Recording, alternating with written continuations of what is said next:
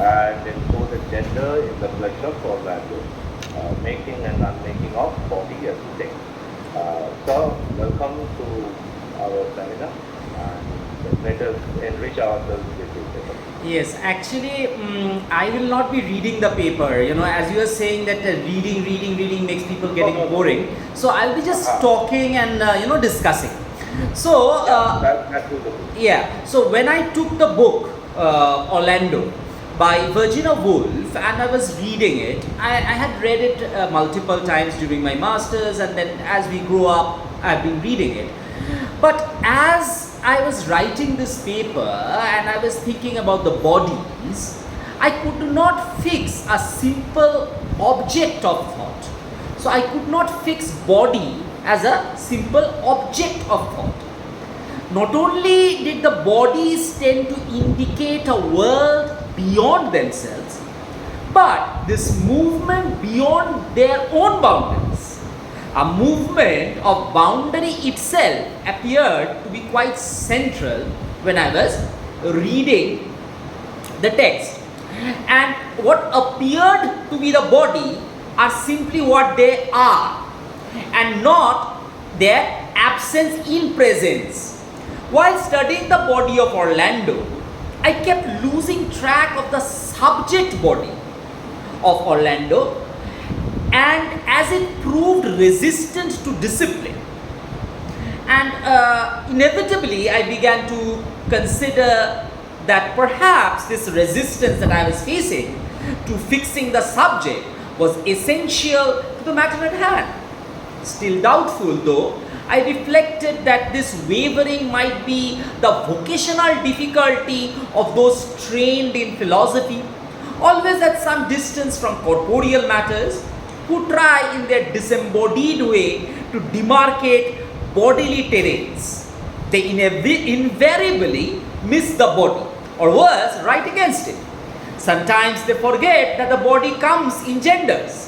But perhaps there is now another difficulty after a generation of feminist writing, which tried, with varying degrees of success of course, to bring the feminine body into writing, to write the feminine proximately or directly, sometimes without even the hint of a preposition or a marker of linguistic distances between the writing and the written.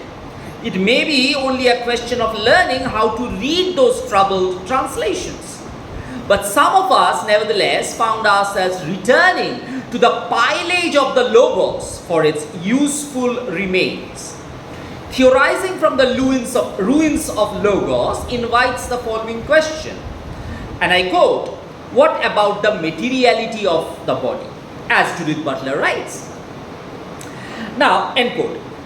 From the Tudor code of sexual gendering to the codified Victorian morality, Virginia Woolf seeks to de-hegemonize the body of Orlando from the male being to a female body.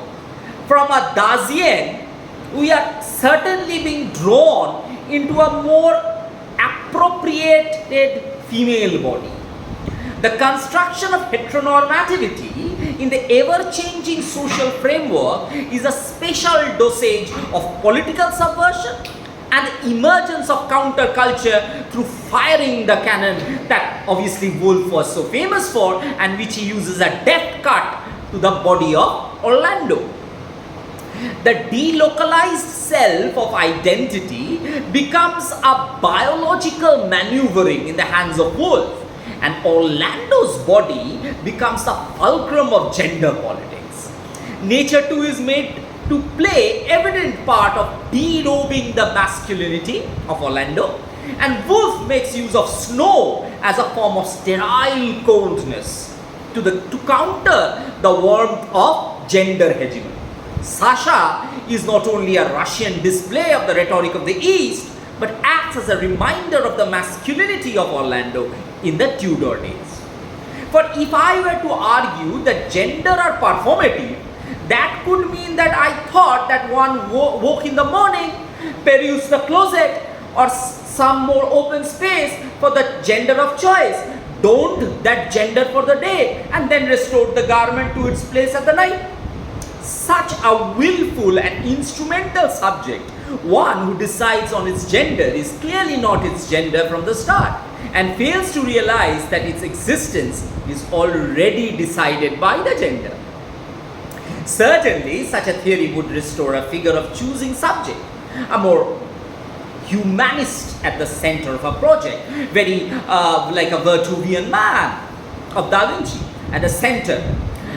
But we have countered that, and the center of the project is no longer the Vitruvian man, but as Rossi Bradoiti has called in posthumanism, something beyond, whose emphasis is not only on the construction but quite opposed to such a notion. Now, if we see from the medical point of view, Orlando does not suffer from pathogenic or genetic disorder, but a psychological movement from masculinization to feminization. Now, whether Virginia Woolf was aware of the Magnus Hirschfeld, who performed the first genital reassignment surgery in 1921, is of course debatable. But Woolf was definitely aware of the gender dysphoria or GD, and of course the gender identity disorder GID, which is the distress a person experiences as a result of the sex and gender they were assigned at their birth. Woolf never clearly stated that Orlando is the genetic male with one X and one Y chromosome with androgen insensitivity syndrome or AIS as resistant to the androgens. Rather, Woolf was more focused in the politics embedded in the male body outside the genetic and pathogenic formulation. On the other hand, the character of Archduke Duchess Harriet exhibits genetic female with two X chromosomes with congenital adrenaline hyperplasia, lack an enzyme needed by the adrenaline gland to make hormone cortisol and androsterone. So the cortisol hormone is very important, as well as the estrogen, as well as the aldosterone, when the enzymes are needed to make to counter the congenital adrenal hyperplasia. And in place of that, what happens is that as a result, the masculinization takes place in both pathogenic and cellular level. So, studies beginning with Zhao in 1995 have found that trans women's brain structure, volume and density of neurons is similar to cisgender or cis woman, and unlike cis men and trans men is similar to cis men's, even when controlling the hormone use.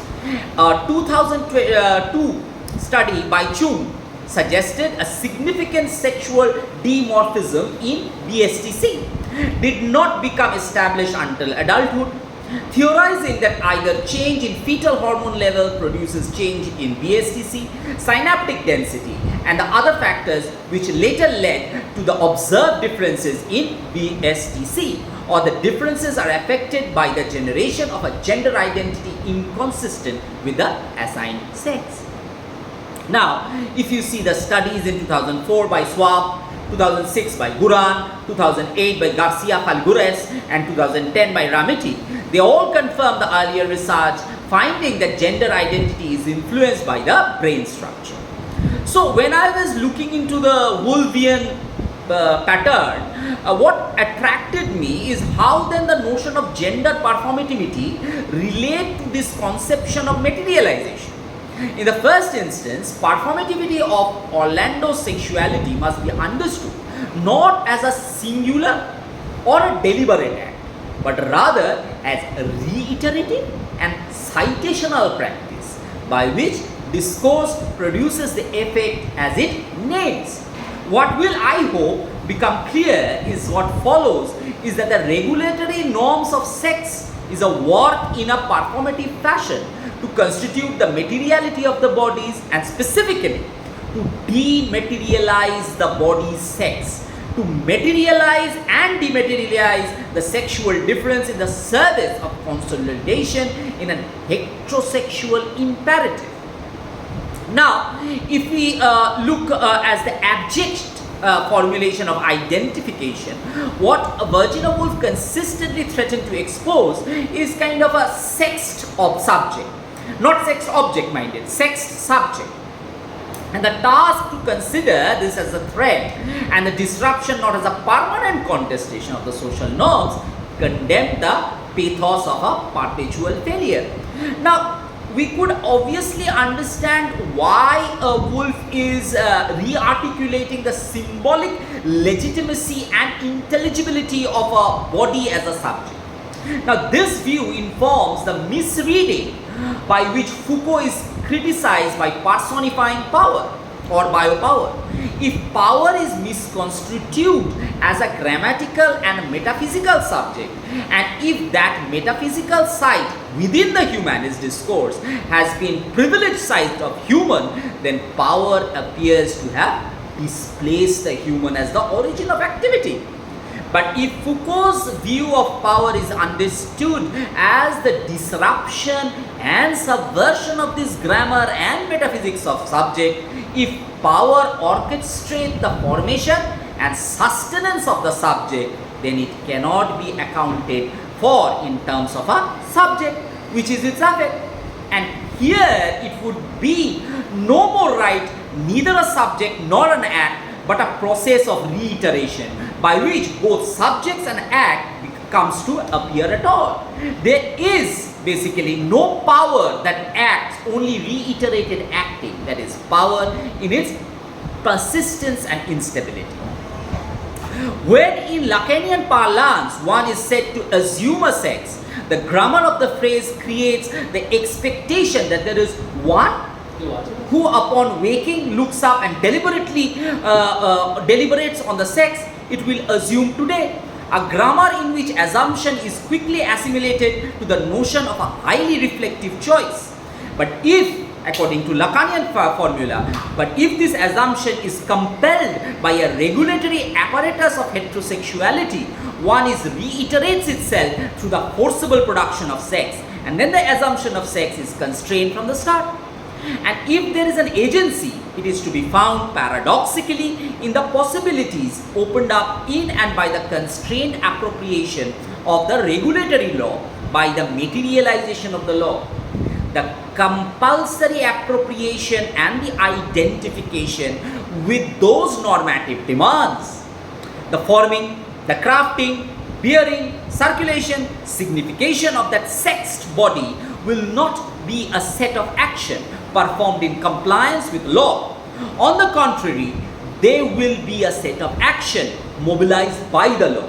The citational accumulation and the dissimulation of the law that produces material effects, the lived necessity of those effects as well as the lived contestation of that necessity. The performativity is thus not a singular fact, for it is always a reiteration of a norm, of a set of norms, and to that extent it acquires an act-like status in the present. It conceals or dissimulates, the convention of which is a repetition. Moreover, this act is not primarily theatrical. Indeed, its apparent theatricality is produced to the extent that its historicity remains dissimulated. According to the biblical rendition of the performative, that is, let there be light, it appears that it is by virtue of the power of a subject or it is will that a phenomena is named into being, whether it is Sasha, whether it's Harriet, whether it's Orlando. In a critical reformulation of the performative, Derrida makes clear that this power is not the function of an originating will, but is always derivative.